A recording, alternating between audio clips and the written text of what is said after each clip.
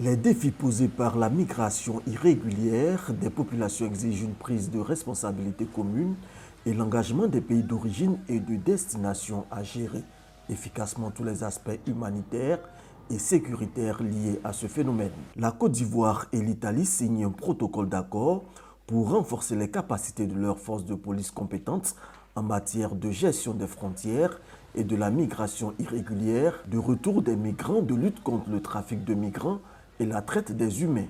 La Côte d'Ivoire était représentée par la délégation conduite par la ministre des Affaires étrangères, Kandia Camara.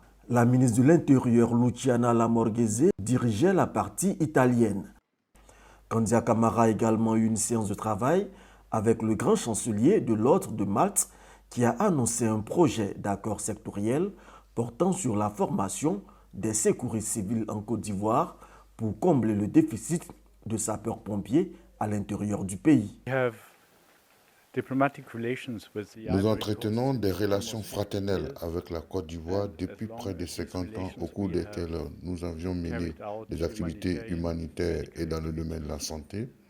Ce genre de rencontres permettent de maintenir cette amitié et nous a permis de réfléchir sur la manière dont nous pouvons développer d'autres activités en Côte d'Ivoire.